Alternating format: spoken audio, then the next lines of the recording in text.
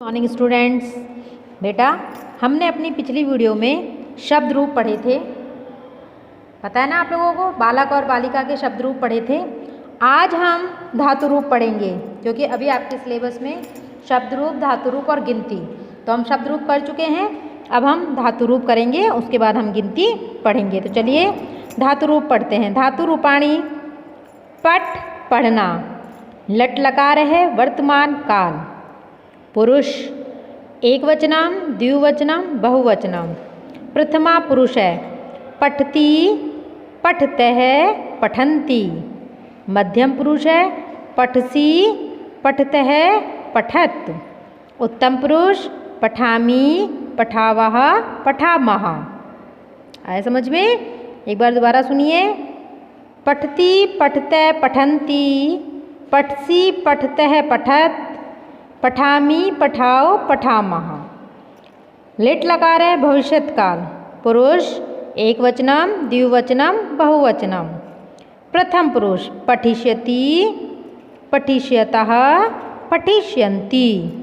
मध्यम पुरुष पठिष्यामि पठिष्यसि पठिष्यतः पठिष्यत। उत्तम पुरुष पठिष्यामि पठिष्यावः पठिष्यामः। एक बार दोबारा पढ़ते हैं। पठिष्यति पठिष्यता पठिष्यन्ति, पठिष्यसि पठिष्यतः पठिष्यत, पठिष्यामि पठिष्यावा पठिष्यामः। लिट लकार अतीत काल, पुरुष एकवचनम द्विवचनम बहुवचनम।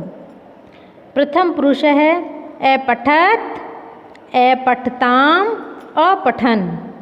मध्यम पुरुष अपठे अपठतम अपठत। उत्तम पुरुष अपठम अपठाओ अपठाम। दोबारा पढ़ते हैं। अपठत अपठताम अपठन, अपठः अपठतम अपठत, अपठम अपठाओ अपठाम। अब उसके बाद लोट लकार अनुज्ञा आदेश काल, पुरुष एकवचनम द्विवचनम बहुवचनम।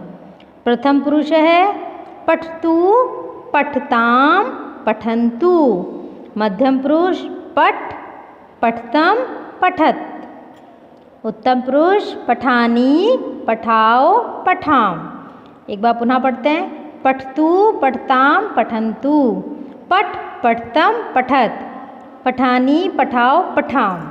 बेटा जिस तरह से मैंने ये पढ़े हैं उसी तरह से आपको ये इसी वे में आपको ये याद करने हैं और इसी तरह से ये आपको करना है अपनी उत्तर पुस्तिका में। और ध्यान रहे कि ये धातु रूपाणी इसके 4 काल हैं, वर्तमान काल, भविष्यत काल, अतीत काल, अनुज्ञा आदेश काल। तो आपको ये चारों काल करने हैं, चारों काल लिखने हैं। और जिस सीक्वेंस में मैंने पढ़ा है उसी सीक्वेंस में आपको याद भी करना है। ऐसे नहीं, कुछ बच्चे इस सीक्वेंस में पढ़ते हैं तो ये गलत है। पठती पठसी पठामी ये गलत सीक्वेंस है। सीक्वेंस ये होता है पठती पठतः पठन्ति, पठसी पठतः पठत, पठामी पठाओ पठामा। तो आप भी इसी तरीके से इन्हें याद करेंगे जिस तरीके से ये मैंने पढ़े हैं, क्योंकि ये इसी तरह से याद करोगे तो आपको तब ये समझ में आएंगे।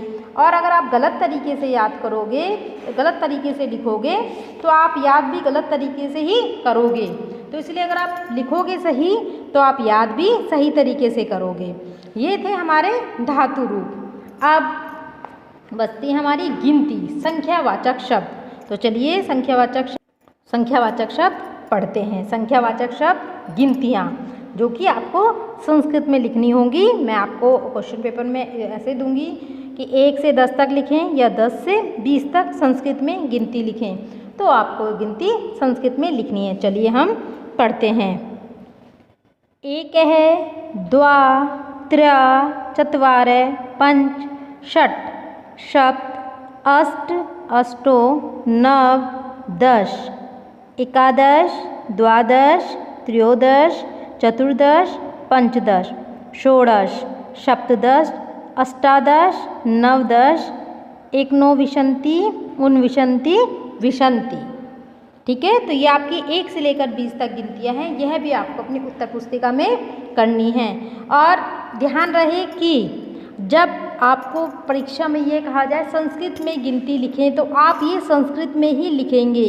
ये नहीं कि आपने हिंदी में 1 से लेके 20 तक गिनती लिख दी, ये गलत है। तो इसलिए आप जैसा कहा जाए वैसा ही करें। ये आपको अपनी उत्तर पुस्तिका में भी करनी है, 1 से लेकर 20 तक ये गिनती लिखनी है और इन्हें याद भी करना है। और गिनती बिल्कुल सही क्रम में होनी चाहिए और हलंत और विसर्ग का विशेष ध्यान रखा जाए।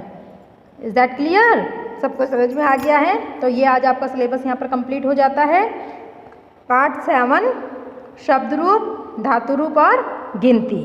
तो आप लोग इसी तरीके से अपना काम करेंगे। ये काम अपनी उत्तर पुस्तिका में बिल्कुल साफ और स्वच्छ अक्षरों में करेंगे और कार्य बिल्कुल सही तरीके से होना चाहिए और उसी तरीके से आप इन्हें याद भी करेंगे। क्यों? क्योंकि आपकी परीक्षा में आएंगे तभी आपको ये कराया जा रहा है। इसलिए कार्य बहुत ध्यान से कीजिएगा। ठीक है? ओके।